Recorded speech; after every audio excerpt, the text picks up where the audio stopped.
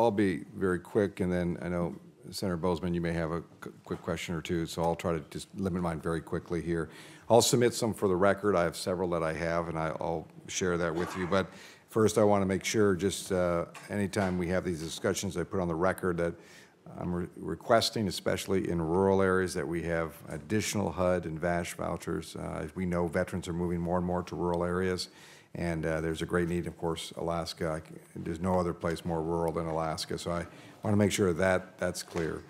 But you have a really good program in Anchorage and Matsu that's working in Alaska, support services, veterans family, working with the Catholic Social Service Organization. It seems to be having some great success.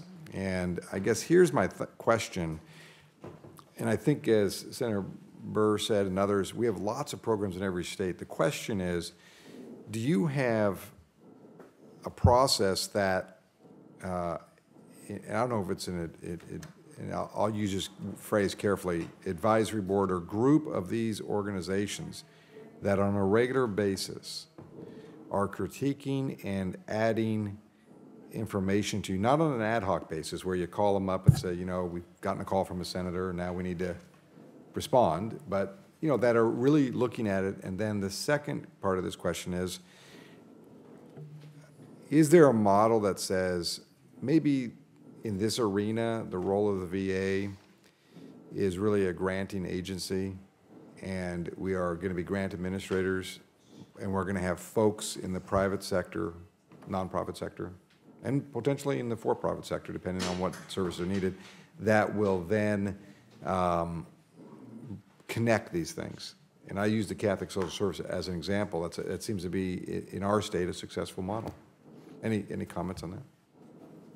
Senator, we have both the National Advisory Committee that answers our questions nationally, but we also have a meeting process that occurs through each VA medical center, and that is an opportunity for community service providers, local governments, and veterans themselves to come. I've been to a couple of those meetings myself. I know Lisa Pape has as well, and that really is to meet the local needs of the local community, look at the local strengths and weaknesses within the local community, and to develop a local plan of how to address those needs.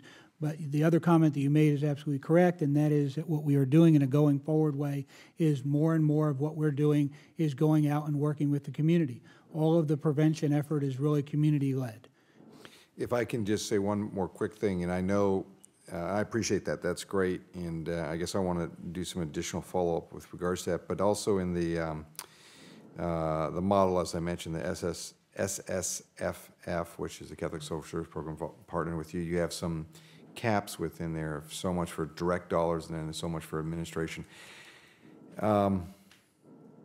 When I, as a former mayor and person that actually years ago, almost 30 years ago, had to, 25 years ago, had to manage grants, when we put artificial caps like that in there, and I say artificial because they're based on some modeling that someone did in some room, we really restrict the innovation of these nonprofits. Why have those caps? Why not just say, and I can tell you, Catholic Social Services will tell you in Alaska, these caps are a problem. Even though the program is successful, they're not allowing them to expand a little bit and give a little, so they're trying to meet this 30% number.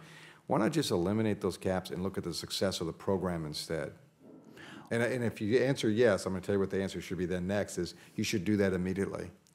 The model, if you will, was taken after what was done on a community experience with the Department of Housing and Urban Development.